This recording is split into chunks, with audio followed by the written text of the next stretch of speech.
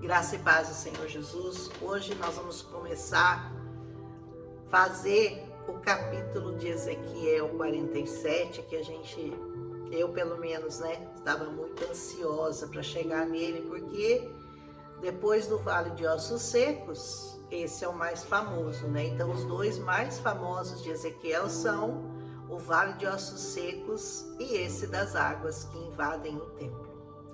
Na verdade, nós pudemos perceber ao longo de Ezequiel que todos os capítulos de Ezequiel são importantes.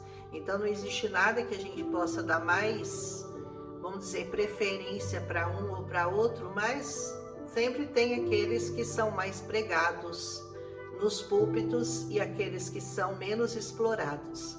No caso de Ezequiel 47, ele é muito explorado, Porque nós sabemos que é uma profecia muito importante, porque trata-se das águas do Espírito. Jesus nada mais é do que a água da vida, nada mais é não, tudo ele é, Ele é essa água da vida, essa água que vai fluir no nosso ventre, do nosso interior, como diz o apóstolo, fluirão rios de água viva. Então essa visão que Ezequiel teve foi confirmada depois no Novo Testamento, quando ele fala que quando o Espírito Santo entrar em nós, do nosso ventre fluiriam rios de água viva. Então diz assim: o homem levou-me de volta à entrada do templo. Existe um lugar específico? Existe um lugar certo para você estar. Se você quer que essas águas fluam na sua vida, você não pode estar em qualquer lugar. Existe um lugar. E esse lugar é o templo, é a casa do Senhor, o lugar aonde ele ordena a bênção sobre aqueles que o buscam. Então você não vai ser invadido por essas águas se você estiver no conforto da sua casa, ou se você estiver no baile ou na festa. Não, você vai encontrar e você vai poder desfrutar dessas águas saradoras se você estiver no templo do Senhor. E eu vi a água saindo de debaixo da soleira do templo e indo para o leste, pois o templo estava voltado para o oriente.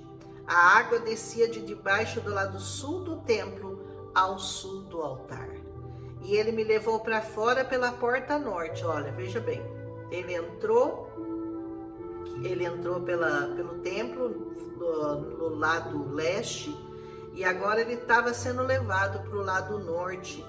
Conduziu-me para fora, para até a porta externa que dá para o leste, e a água fluía do lado sul. De todos os lados que você puder andar na sua vida, a água pode fluir na sua vida. Norte, sul, leste, oeste, Você só tem que estar no lugar certo, porque de alguma maneira essa água vai fluir na sua vida. O homem foi para o leste com uma linha de medir na mão. E enquanto ele ia, mediu 500 metros. 500 metros de distância, a água batia no tornozelo. Se você está se sentindo próximo do Senhor, mas não próximo bastante, talvez você esteja aqui nessa distância, 500 metros. Aí você vai estar com a água batendo no seu tornozelo. Mas você não quer que a água fique só no seu tornozelo, Por quê? Porque você quer conhecer mais profundamente ao Senhor. Você quer buscá-lo, você quer sentir tudo que o Senhor tem para te dar. Então você vai caminhar e aí você vai andar mais 500 metros e a água vai bater na sua cintura. 1000 metros com o Senhor, e aí você vai ter água medindo até a cintura. Depois ele mediu mais 500 metros e levou-me pela água, que já chegava ao joelho. Mais 500 e aí você chega num rio que você não consegue atravessar. De tanto que essas águas vão ser abundantes nessa vida. Essas águas nós entendemos que são o Espírito Santo de Deus se movendo dentro de nós, com águas saradoras, com águas que vão multiplicar a sua visão, que vão sarar a tua alma, teu corpo, teu espírito, porque essas águas são as águas da vida. E essa água é Jesus. Amém? E era um rio que não se podia atravessar andando. Você quer nadar nas águas do Espírito? Você quer mergulhar fundo no Senhor? Então continue a sua caminhada de 500 metros, de 1000 metros, até você não poder mais andar. Você vai ter que nadar, você vai ter que mergulhar nas águas espirituais. E ele me perguntou: filho do homem, você vê isso? E daí ele me levou de volta para a margem do rio. Quando eu lá cheguei, eu vi muitas árvores em cada lado do rio. E ele me disse: essa água flui na direção da região situada a leste, desce até Arabá, onde ela entra no mar. Quando ela deságua no mar, a água ali será sarada. O que quer dizer isso, né? Vocês sabem que Israel tem um mar lá que é o Mar Morto. Segundo a profecia, as águas do Mar Morto vão ser saradas. Elas vão se tornar águas saradas, águas propícias, né? Águas próprias para beber, não mais aquele mar todo salgado, né? Que como acontece lá. E surpresa, isso já está acontecendo. Se você for num site aí que chama, acho que Israel hoje, depois eu passo o nome tem no Face, tem em vários lugares. Ele fala que o mar Morto está secando, mas alguns buracos grandes estão se formando. Aonde ele vai, conforme ele vai secando, formam-se buracos que estão cheios de água. E adivinha, essas águas são propícias, são águas saradas, não são águas salgadas, são águas doces. Isso não é maravilhoso? Isso é. Aí pergunta-se lá no site, né? Será que é profecia ou será que é a natureza? Que é a natureza, sim, a natureza de Deus, né? Por onde passar o rio haverá todo tipo de animais e de peixes, porque essa água flui para lá e sara a água salgada, de modo que onde o rio fluir, tudo viverá. Ou seja, essas águas saradoras que vão mudar todo o aspecto do Mar Morto e vão transformar-se em águas boas, águas propícias, águas que vão dar peixe, aí você vai saber. Essa profecia aqui se cumpriu, ela está se cumprindo, amém? Pescadores vão estar ao longo do litoral, desde Enedi até em Eglaim, haverá locais próprios para estender as redes. Os peixes serão de muitos tipos, como os peixes do Mar Grande. Você sabe que o Senhor nos chama de pescadores, né? Ele falou para o apóstolo Pedro, para ele ser um pescador, não mais de peixe, mas um pescador de almas. E nós sabemos que nesse mar grande de almas que o Senhor quer que nós pesquemos, existe todo tipo de peixe. Tem peixe grande, tem peixe pequeno, tem peixe com escama, peixe sem escamas, tem todo tipo de peixe. Você só tem que achar o lugar certo para você estar mergulhado. Cada congregação tem a sua característica própria. Às vezes você não se encaixa num tipo de igreja, mas você se encaixa no outro tipo de igreja, porque você é um outro tipo de peixe. Mas Deus tem água para todo mundo, para todo tipo de pessoa, para todo tipo de indivíduo que queira se aproximar, que queira buscar, que queira estar mergulhado nessas águas. Então, eu não sei que tipo de peixe você é, né? Mas se você é um peixe do Senhor, você já está muito bem, saiba disso. Mas ele diz, mas os charcos e os pântanos não ficarão sarados, serão deixados para o sal. Existem alguns charcos, pessoas que estão nesses lugares, nos pântanos da vida, nos charcos da vida.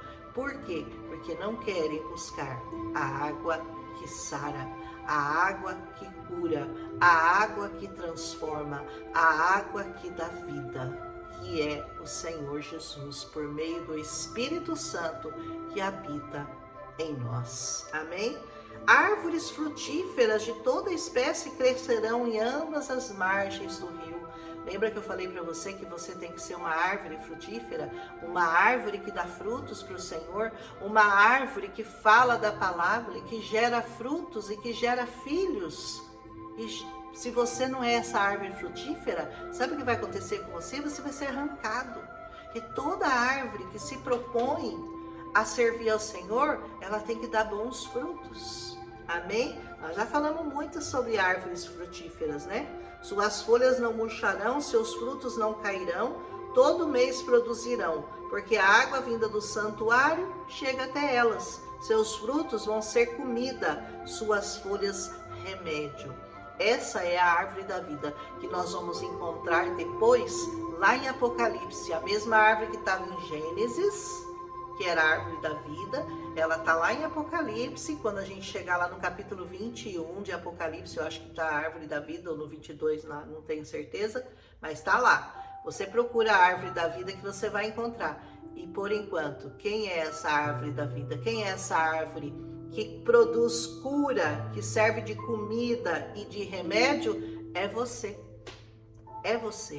E um dia nós vamos nos alimentar dessa árvore verdadeira, né? Nós vamos comer aquele fruto uma vez por ano e eles vão ser remédio para todas as nações, cura, refrigério, porque a água significa tudo aquilo que você necessita para viver.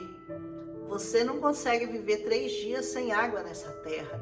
Então, nós temos que estar sempre bebendo dessa água, mas não só dessa água que fatalmente vai nos levar à morte, mas bebendo da água da vida, que é o Senhor. Aleluia. Vocês dividirão igualmente. Assim diz o Senhor.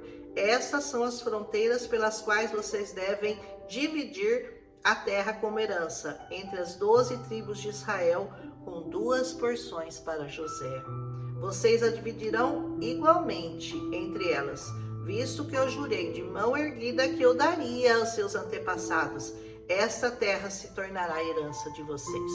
Vocês sabem que essa demarcação de terras que o Ezequiel apresenta neste capítulo ainda não se cumpriu totalmente, porque existem ainda alguns territórios que estão ocupados por outras tribos, por outros povos que não são judeus, que não são da tribo de Israel. Mas por quê? Porque a palavra de Deus também diz isso, né? Que Israel será pisada pelos gentios, até que o tempo dos gentios se completem. Haverá um dia em que toda essa extensão de terra que Ezequiel está demarcando aqui vai literalmente acontecer. Aos poucos, Israel está avançando. Já conquistou terras que havia perdido naquela guerra dos 6 dias. Mas mais coisas acontecerão até que essa profecia se cumpra literalmente. E não só essas tribos, né, que vão ser de Israel, mas o mundo inteiro, todas as tribos, línguas, povos, nações que aceitaram o Deus de Israel como seu Deus, que aceitaram a Jesus como Senhor e Salvador das suas vidas, terão direito a essa herança de Israel. Amém? Porque a nossa Jerusalém está no céu, né? Essa é a fronteira da terra. No lado norte, ela irá desde o Mar Grande, indo pela estrada de Etilon, passando por Loiamate até Zedade e etc. Ele vai falar aqui das fronteiras, que eu já estou explicando para vocês que ainda não aconteceu, mas que está acontecendo aos poucos, né? E diz assim: distribuam a terra entre vocês de acordo com as tribos. Vocês distribuirão como herança para vocês mesmos e, agora entrou gente aqui, para os estrangeiros, residentes no meio de vocês e que têm filhos. Vocês o considerarão como israelitas de nascimento, juntamente com vocês, e a eles deverá ser designada uma herança entre as tribos de Israel.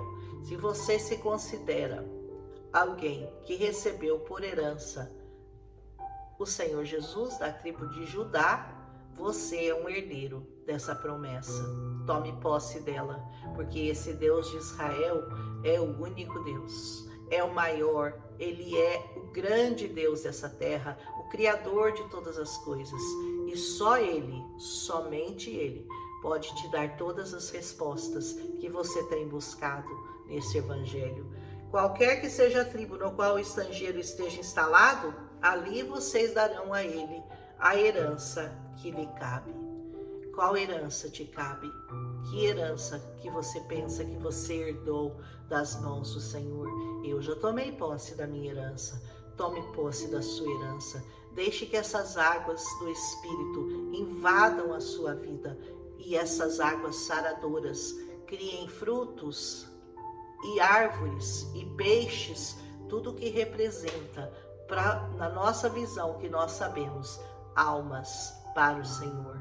Vamos ser pescadores de almas e árvores frutíferas para Deus, por meio dessas águas saradoras que nos são dadas por meio do Espírito Santo que em nós habita. Eu sabia que esse capítulo ia ser bonito e acho que você estava esperando também, né? Amanhã é o último capítulo de Ezequiel e depois nós vamos começar o livro de Daniel, que é bem profundo também. Esse vai ser difícil da gente tentar entender, né? Tantas revelações que Daniel teve. Mas o Senhor, pela sua misericórdia, vai nos acrescentando conhecimento dia após dia. Deixa seu like aqui, não esquece, tá bom? Porque vocês esquecem, vocês assistem, não deixam um like aí pra mim, pra motivar o meu canal. Mas eu não preciso de motivação, minha motivação é o Senhor. Mas se vocês puderem também, né, deixar um comentário, seria excelente. Tá bom, gente? Um abraço, fiquem na bênção do Senhor. Até amanhã.